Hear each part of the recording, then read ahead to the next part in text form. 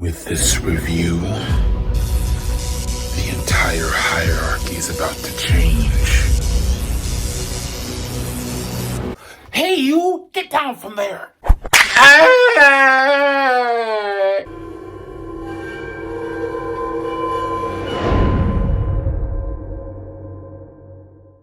What is up, everybody? Y'all might see I'm a little bit giddy right now, and it's because I just came from the movie theater seeing Black Adam. I actually, I typically would put a lot of notes in or whatever about, the information or anything, but I had so many thoughts about the movie, and I just didn't want to spend the time writing it all down because I just want to it all out here. Let me just say first and foremost, this movie does not deserve the flack that it's getting. A lot of reviews were bashing it, saying that it doesn't work very well source material wise. They talk about the fact that Black Adam was very stoic, but I'm gonna say that there's a lot of justification behind that, and I'm gonna get into all of that very soon. But first, if you guys would do me a huge favor, make sure to like, share, subscribe, and click the bell for notifications on all the videos. We will really appreciate it, and leave a comment. That would be splendiferous. So let's get into it. So Black Adam, starring Dwayne Johnson, of course. It's reported that they were working on this film for 15 years. Black Adam is Dwayne Johnson's favorite character. And I think his second favorite is Superman. I'm not entirely sure. I didn't even really kind of understand the whole lore behind Black Adam that much. I know that there's been multiple iterations of Black Adam, but seeing that Dwayne Johnson was so passionate about the project, that made me excited to watch it, because it wasn't an easy, quick paycheck. This is something that he invested a lot of time towards. And in my eyes, it paid off to me. There were parts of Black Adam that I thoroughly was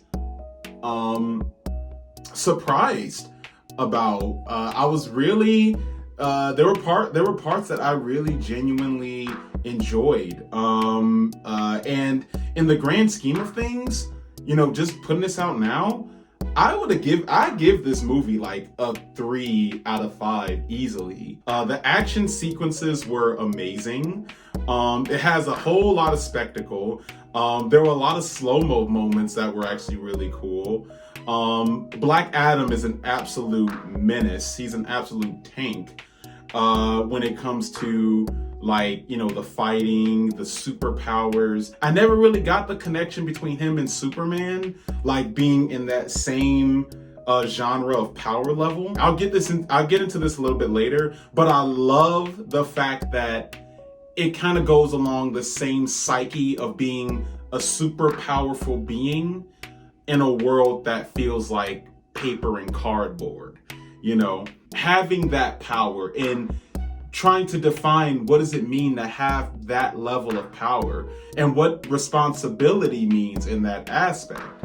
I really like the fact that ultimately the question boils down to what defines heroism. What makes someone a hero versus what makes someone a villain. You know what I'm saying? That's a very black and white aspect to look at things, which is where the Justice League, or not Justice League, the Justice Society comes in. More specifically, Hawkman. He kind of embodies that whole black and white aspect of, you can't kill. You know what I'm saying? Good heroes don't kill. And Black Adam is well, I do, but for those that haven't seen the movie, that's gonna come off as, he's just saying that because he's an anti-hero and he just doesn't give a shit.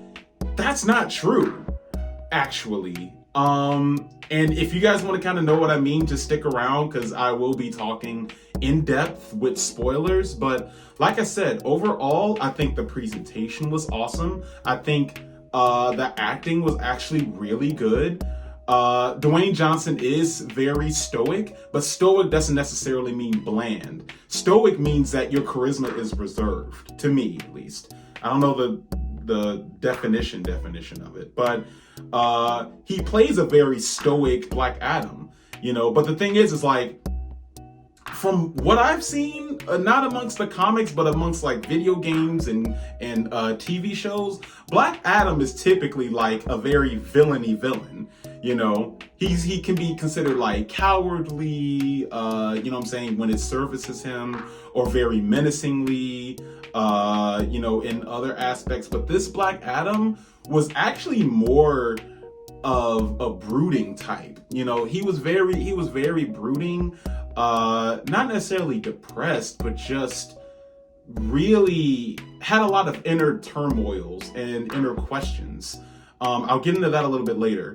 But like I said, the whole aspect of Black Adam and the performance that Dwayne Johnson put was actually really good. There's some stuff I would have changed slightly, but for the most part, his performance was great and it carried the movie to, from one space to the next.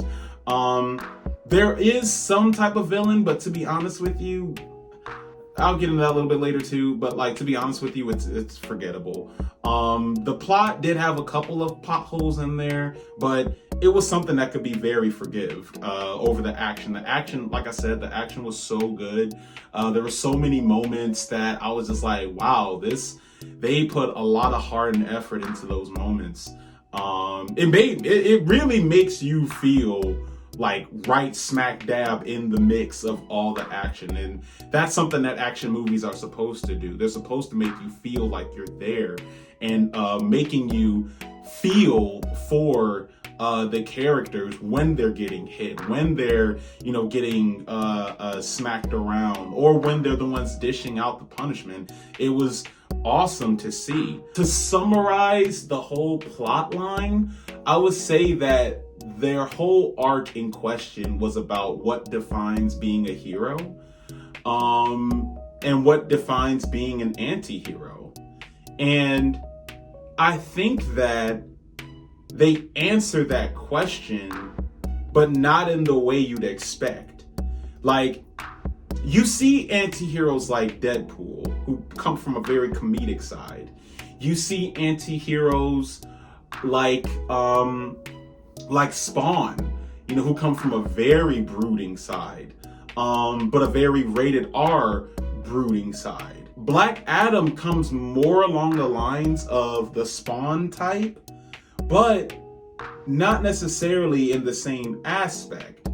Like, I look at him actually in a dichotomy of somebody like Hancock. For those that don't know, Hancock is that movie that involved Will Smith being kind of like a Superman, but like a Superman that just didn't really care about anything, and just kind of needed to find a purpose with the huge amount of powers that he had. And I feel like in a similar aspect, that's what this was. Like I said, overall, I actually liked Black Adam. I think it is I think it was very well made when it comes to the action sequences and the overall through line. I think that Dr. Fate was a little bit nerfed. He was not at all as powerful as he was in the comics, but if you take the whole comic book aspect away, he did his purpose, and Pierce Brosnan played him like amazingly. So, like that was great. But I do think I was expecting more from Dr. Fate. I don't remember the names of the other characters that much. I think his name's Atom Smasher. Atom Smasher and the girl that controls the wind. They're in the movie. The acting was awesome, but like I didn't see that much of a purpose of them being there. Like the main people who were there and were like actually putting a lot more into the plot lines of things and the arcs of things was Hawkman, a little bit of Dr. Fate, and Black Adam, as well as like I don't remember the names of some of the characters, but as well as like the boy, like there's a boy who's like around, and his mom, a boy and his mom, they both are like around, and they go through the whole story arc, but I'm talking about the whole arc as like the meaning of heroism versus anti-heroism versus villainy. So like I said, I think it's definitely worth a watch, especially if you are a Dwayne Johnson fan. It's definitely worth a watch. And even just following along the DCU was great. There was some cameos in there as well. Some people, like, I'm not going to spoil everything, but ultimately there are some cameos in there that are well worth the watch purely out of that alone. But yeah, I think it was awesome. And highly recommended personally. So that's my take. If you guys want to stick around and check out the my real in-depth review, just stick around. We'll be right back after these non-commercial breaks. What is? Hey, what? You did not see what that looked like on the screen. Well, Your I can't wait to see. Oh my god, dude. Oh my god. Wait, where are you? I'm right in front of you. You're in the What is dirt. happening? Okay, I'm jumping. Am I out? Oh man, Volition, bro. Well. Welcome back. If you decided to stick around, clearly you did not care about spoilers. So, let's get into the nits and grits, all right? First off, I'm not a big fan of narration. At the beginning of the movie, there was narration. I didn't really enjoy that much. I know they were trying to talk about the whole reason why the crown was there, and this whole plot line that stems about the throne, and like it was always about finding this crown. And there were moments where like the villain, who was like this one dude, like that's what I'm saying. The villain wasn't really even that strong to me. It wasn't really that strong of a choice, but the villain literally had tons of moments where he could just kill those heroes. He had he could kill like some of the civilians that were like stopping him from getting that crown. But he kept like trying to like kidnap the boy and use the boy as leverage, and like even the big guy who was like comedic relief. Like there's a part where he's here and the villain is there, and it makes absolutely no sense as to why the villain was there. Like it just didn't make any sense. But I digress. So there's a crown, right? And I'm literally like thinking about this down to the bare bones of this plot. But pure plot line. There's a crown that has capabilities of bringing about total destruction upon the world. Of course, it's anti-MacGuffin, basically. So ultimately, this like tyrant who was basically searching for this crown. At least I think that was the idea. This villain who's searching for this crown, like all the way back in the day. He has like this. He's amassed these huge amount of slaves, right, in Kahndaq to search for this crown, or I guess search for Eternitarium. I don't remember the name of the substance or whatever, but they're searching for this crown, and the crown ultimately grants like the tyrant, like this tyrant ruler, like unlimited power to become champion, and plunge the world into darkness, right? The wizards chose a champion. They choose this champion, but the champion is not the Black Adam that we see. And you guys already know this because you've seen the movie. But personally, I love the way they did that. Main reason being because throughout most of the movie, you see Dwayne Johnson, right? You see, what is his name? Tech Adam. like Tech Nine, but you see, I'm gonna just call him Dwayne Johnson. You see Dwayne Johnson throughout the whole movie saying, "I am no hero," but it's only like closer to like the second half of the movie that you understand why he's saying, "I am no hero." He's not saying I'm no hero because he doesn't care, or he's not killing people because he doesn't care. He's saying that because his son was the hero. His son was the person who probably cared the most about, you know what I'm saying, killing versus not killing, and living up to those heroic idealisms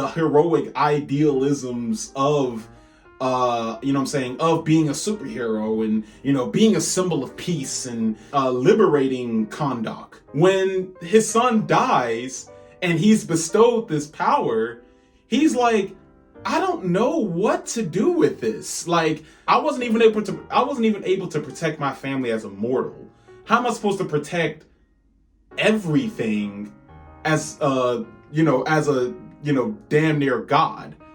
But that's what I liked about Dwayne Johnson's performance, is because people are saying that he wasn't charismatic and he was so stoic, but it makes sense. Imagine being a father who could not protect his family, you know what I'm saying, whose son is a superhero, was bestowed upon this great power, disappeared, you know what I'm saying, was out there, doing a bunch of stuff for Kahndaq, you know what I'm saying, and because of that, the villain comes in, kills your wife, almost kills you, and your son in turn is like, you know what, I can't let you die, I'm gonna sacrifice my power to you, make myself vulnerable, ultimately ends up killing your own son.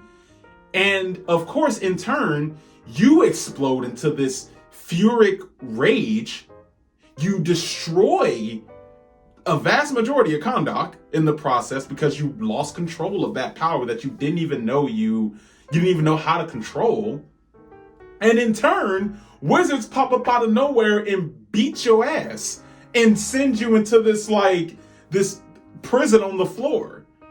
I say this to say that, like, Dwayne Johnson, he played that performance pretty well, because, like, if you was to pop in 5,000 years into the future, you would be so shell-shocked. It would be almost impossible to kind of like adapt to that, you know? It would take a lot of time, you know? But I like the fact that Dwayne Johnson played a stoic person, not someone who was very like charismatic, but because like you see in so many movies Dwayne Johnson being charismatic or being like smoldering rather than stoic, you know, someone who was like heroic-esque and, you know, has a whole lot of machismo. But in this movie, he was indestructible. He was very powerful. You know what I'm saying? And of course, like, the people needed him and everything like that, but it's in a different way. It was in a way that was like, he didn't really know what being worthy of something like that meant.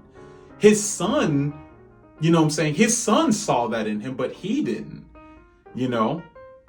And he's like, screw the wizards, screw what they were talking about. This isn't about what some higher being, what some higher calling calls you worthy. This is about, do you think you're worthy to wield this power? And if you are, then believe in that. Believe in yourself. I get it. It sounds very cheesy to say, oh, believe in yourself.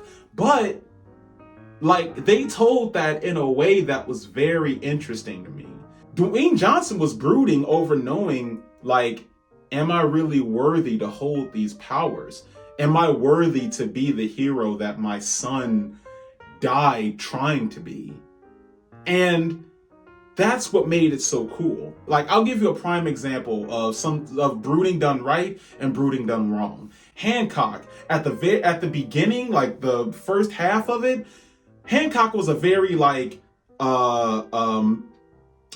brooding, stoic, and not nearly as charismatic type of character, right? You put that Will Smith next to somebody like Cypher Rage's Will Smith, who was kind of like just brooding for the sake of brooding, and stoic for the sake of stoic, and uncharismatic for the sake of being uncharismatic. One side 100% does that justice versus the other side, which doesn't do it nearly as justice. It's not nearly as impactful and meaningful. Bringing that back to Black Adam, I think Dwayne Johnson did an awesome job with wrapping around that mindset of what it means to be worthy of anything, you know, in the same sense of like Shazam. You know how in Shazam, for those that even seen the movie, Shazam is like this kid who's trying to figure out, is he really worthy of these type of powers? You know, he's just a kid. It's such a lighthearted movie, but has a couple of, you know, some slight undertones. But for the most part, it's like a very lighthearted kid movie about a kid struggling with the idea of being this all-powerful, you know, godlike entity. While in Black Adam, it's almost like, instead of it being about a kid trying to figure it out, it's an adult trying to figure it out. An adult and a mature adult who has seen so much. Like, he was a freaking slave. Like, how are you supposed to, how are you supposed to be charismatic and you were a freaking slave for years? Probably like raised from a generation of slaves. That comes from a different side. It's a different perspective. And I like the fact that this quote unquote hero origin story starts from someone who's experienced slavery. Like, that's a whole other pocket. That's a whole other aspect of discovery. So separate from Dwayne Johnson, you also had Dr. Fate. Separate from Dwayne Johnson, you also had Dr. Fate, Hawkman, the Wind Lady, and Atom Smasher. And they all ultimately, to me, I think they were the primary villains. I don't even count that other guy as being a villain. He had so many opportunities to kill and like the heroes of the story and gain that power way ahead of the time that he did. Because he ultimately succeeds in gaining the power that he was wanting. Like, I know there was a lot of controversy about the fact that Hawkman got his ass beat a lot. He like actually the whole Justice Society, they could probably be safe to say that they were like useless. Like, they didn't really help that much when it came to getting the crown, or even when it came to stopping Black Adam. Like, they couldn't really stop him much. They were able to slow him down. And when it came to like the main villain, they weren't even really able to stop that. Like, Dr. Fate sacrificed himself just to buy Black Adam enough time to come back into the fight and finish the job. So, I mean, were they useless? Safe to say, but like at the same time, I wouldn't necessarily say that their through line was just like horrendous. I will say that I didn't quite get why Atom Smasher or the Wind Girl needed to be in the movie. I don't think they served that much of a purpose.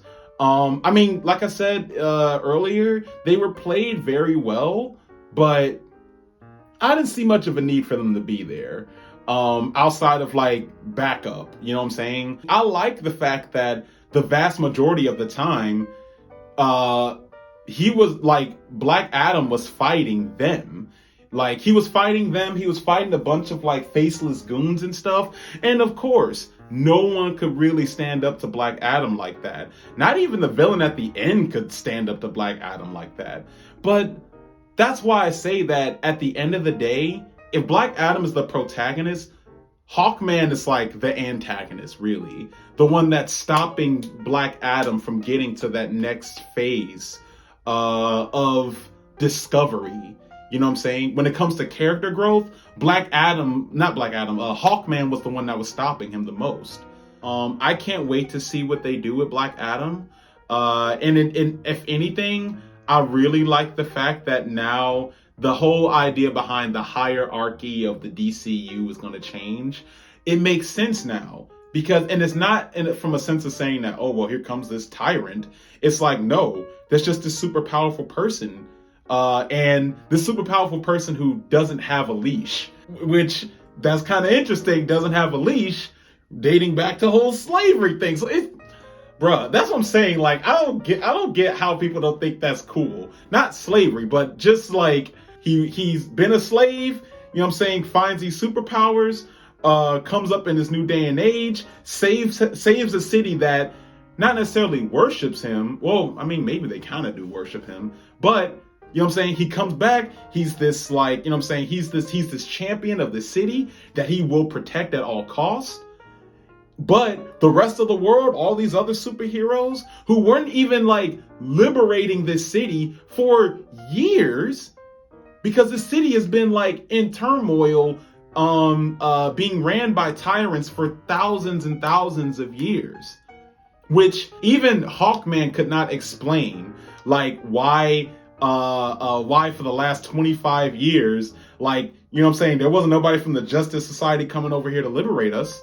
How is it that we've been here for 25 years, technically even longer, and there's been no superheroes here while these tyrants have been ruling us with an iron fist, you know, out here claiming this domain as their own, and no one has been over here liberating us. But when we find a champion, when we have somebody who specifically has gone through the stuff that we've gone through, slavery, as well as like oppression, and then comes back and is trying to save him, and you want to kill him or you want to take him in as your prisoner. No. So that's what I'm saying. Like, that's dope to me. Everybody has the right to their own opinion. I'm not discrediting them.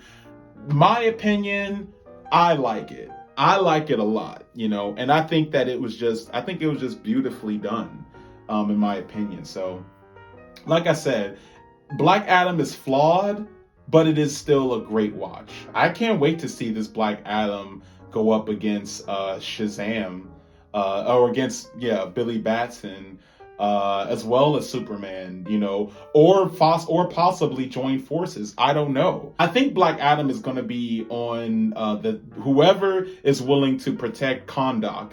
He'll be on the side of, whether if it's the Justice League or, you know, whoever the League of Villains is going to be. But like, whoever is willing to protect Kahndaq, if he does need to take sides or whatever, that's the team he's going to side with. You know what I'm saying? And he's going to have to go up against people who are like universe busters, probably, you know what I'm saying? And there's a couple of prospects, I'm sure. But like I said, I am extremely excited to see what they do with Dwayne Johnson's Black Adam. It's going to be a lot of fun. So, you know what I'm saying? That's my take. Thank you guys so much for watching. If you made it this far, I just had a lot of thoughts. And some of them aren't even entirely cohesive, but I just had them, so I had to, like I said, blip them out. If you like what you saw, make sure to like, share, subscribe, and click the bell for notifications. Leave a comment. What was your favorite part? You know what I'm saying? Let's just open that conversation up and talk about Black Adam, bro.